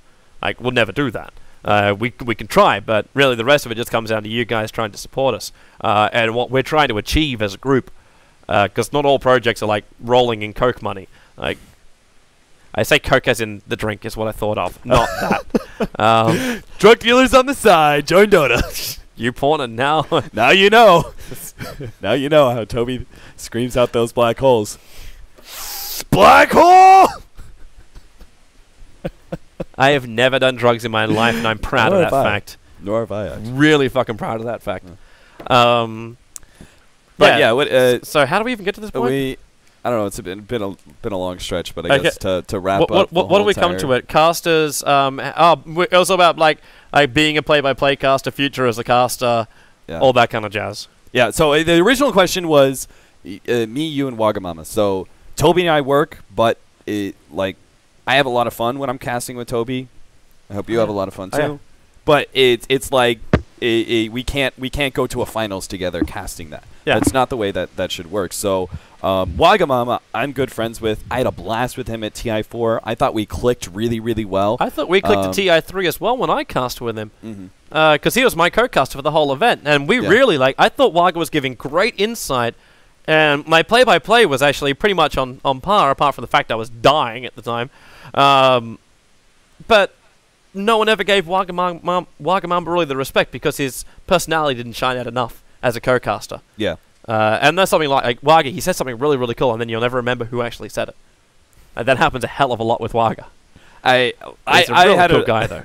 I had a really good time with Waga, and that what I loved is that I would be able to like talk back and forth with him about some of the intricacies of Dota, and he still has tons of knowledge. That's what happens when you're playing Dota every single day, and you can learn a lot of stuff from him. So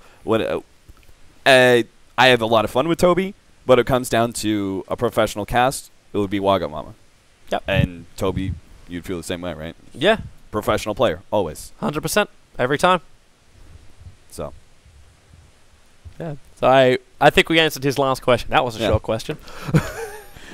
Half an hour. Half an hour. Yeah, you've actually been on here paying 5 for half an hour. We have a Skype counter to prove it. So.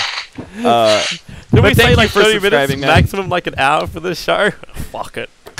It's down the drain. It's gone already. I don't think I really stopped you. You remember you were talking about how like you need to stop me, Cap. You need to stop. I'm not very good at it. You let me rant away, I like being able to have long conversations. But a lot of that kind of stuff though, like you say, like it's only going to come out when you fully explain the situation.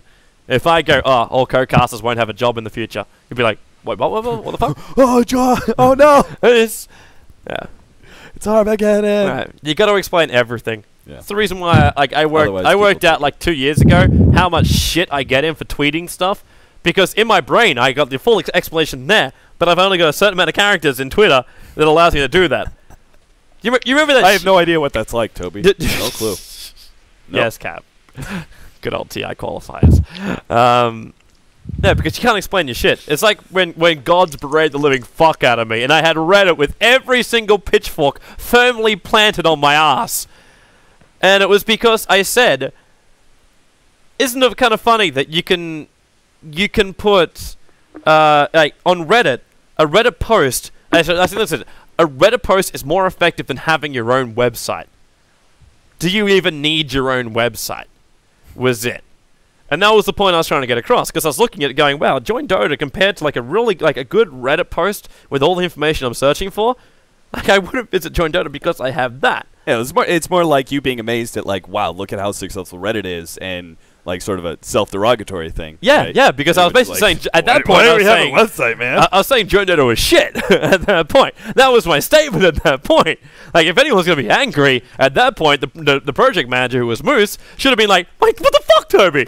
At the same time, we had to agree our shortcomings. Reddit was like, all right, Toby, it's time. It's time. Yeah. How dare you talk bad about Reddit? Oh. But it was gods, because that was around the same time as Beyond the Summit.tv was meant to be coming out, and he was talking about it. And he took massive offense, and then everyone was just like, man, so Toby is beating on all the websites out there. It's a direct flame for their, what was like direct competition, and there was a war at that point between BTS and Join Dota. So yeah, it was that's the kind of stuff where as PR wise, you learn a lot as you go on too. But a mistake like that can destroy your career unless you work hard to get it back again. And you get the trust of everyone back again and the support of everyone back again. Alright, I think we've gone off enough tangents right now. Alright, thank you very much, Pain5, for your call and your questions. You've given us a lot to talk about. Yeah, I hope you guys have a good night now and get some sleep, and I can see you tomorrow. All right, sounds good, man. Thanks for tuning in. We'll see you at 10 And in the nobody will morning. ever replace you two. You guys are awesome. Aw, Just thanks, man. awesome. Love you. Thanks, man. We Thanks love a you lot. too. Alright, so we're going to wrap this up. This is the first time we actually tried this. It's casual talk Dota. It was literally spur of the moment. Like, I went to Cap halfway through the third game and was just like, okay, Cap, we're doing a casual talk Dota tonight. I was like, what? It's like, oh, because I thought we were going to finish early, so we'd have more time to do it, which we did, so it was great. Yeah, so we'll probably do more of this stuff in the future. All we really ask is if you want to get involved and you want to actually come on and ask questions yourself. I know we had a lot of people who also added our Skype tonight. Sorry we couldn't actually take your calls, but we will have more of these in the future. If you also want to get involved, just subscribe to the channel. We'll send out email notifications of the Skype you can actually add for this. If we get too many random people, we just have to change the Skype, but that's fine because we just send out a new email. But yeah, we normally let our subscribers know a couple of extra things, like when we're doing our giveaway, our item giveaways, which Dota 2 Lounge was really nice to support us with. So shout out to ML and to Courtney, who have been supporting us with the D2L stuff. And yeah, we're doing more of this stuff. I believe we have new emotions, which we also want to put in there. Our studio's coming up, all that kind of jazz. And we'll be uploading this VOD as well to youtube.com/joindota+, where we have like Malk and Kappa doing A to Z challenges. Items of interest are going out with Zoe's kind of stuff. Zoe has a new idea for a show that she's going to be putting together. She's going to be doing a lot of recording next week. So, so we're trying to make things interesting. Like, we want to do interesting things. So sometimes you just... You know, it's why we haven't been putting out that many videos. In fact, new items interest just went out today. Go check that out, youtube.com/. But we need you guys to share it. We need you guys to share it. Like, we can use our social medias as much as we want to. Like the Join Dota Facebook page, we're like 333,000 or something like that. If you like content, please actually try and move share it and share it with people, because otherwise we will stop doing it just because it's like it's successful. It's not successful. It's not worth our time. Yeah. And even if we like doing it. Yeah, which is kind of sad. Like when you get like 2,000 people watching a show which you really enjoy, but it's obviously it's not that popular, or people just don't know about it. Yeah. At the end of the day, this is still a job, so we still have to hold ourselves to certain. They definitely don't push us that hard to make huge amounts of money. But at the same time, we gotta justify the time invested. I remember, like, I was talking about a tournament to someone earlier today, and I'm just like, okay, I gotta understand what teams are gonna be part of it. Like, what's your prize pool? Is it really worth the time and investment to have either the main studios dedicated to it, or try and hook up a community caster so they can cast it directly? Like, if that's a better option to have. This is the kind of stuff which, as esports has moved from casual days to business days, and we are in business days. No matter how we look at it, no matter how much we're there going, man, I really want to give back in the days, oh, Toby did a 12-hour broadcast. I want to give a big shout out to him for supporting the community as much as he did. Those days are over, because we're not volunteer staff members anymore.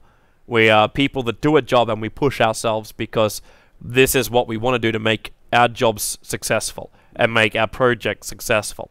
So everything really should just be, you know what, if we add a new overlay tool or feature like that, you can say, yeah, well done, thank you very much, join Dota. But every single time we increase a new feature here or there, that's meant to be we should be doing this anyway.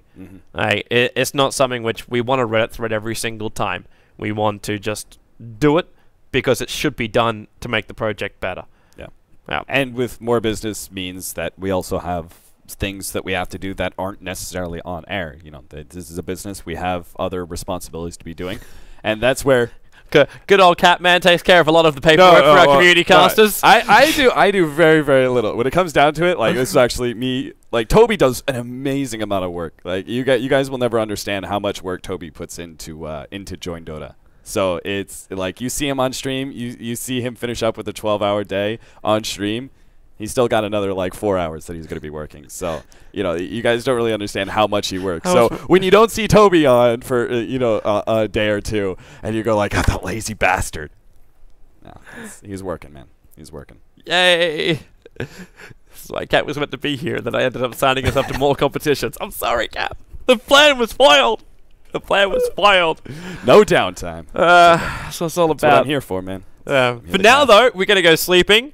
Well, actually, no, we're not, because I'm going to go home and then start cutting VODs. I'm uploading this one to our Join Dota Plus channel, so please check it out. Also, our normal Join Dota channel as well. Please subscribe to the channels too. As I said before, like every consistent dollar counts, and that kind of stuff helps us plan for the future. For Join Dota, for bigger things we want to do. Now, making sure that when we say we have a budget for 2 extra co-casters, we can actually give them more as well when they arrive, and we can actually like pay for bigger talents to come in. So yeah, it's really important that like you guys help us to help you.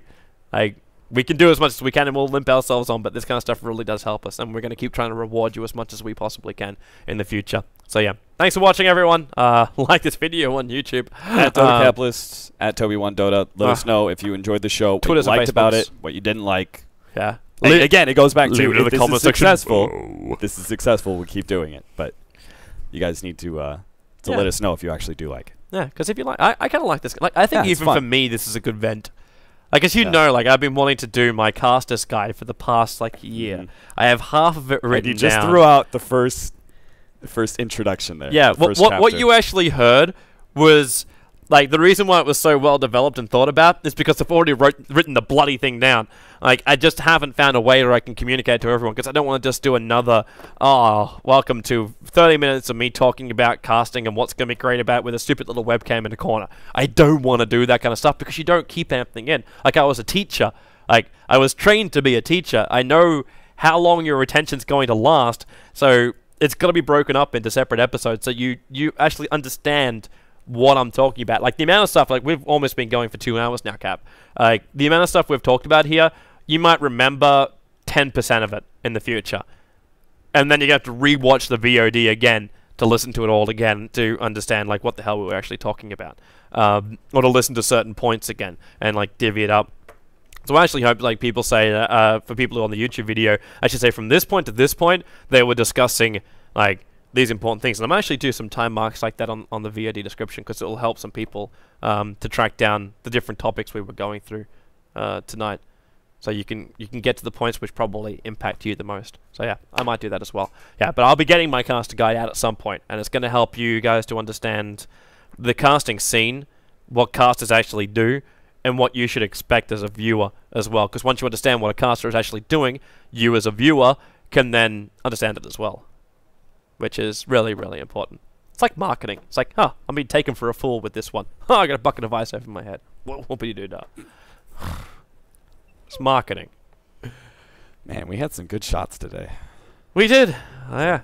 Man, shots fired. I actually had a riot conversation where I didn't actually insult League of Legends or their players or their community base. In fact, I actually said it was good.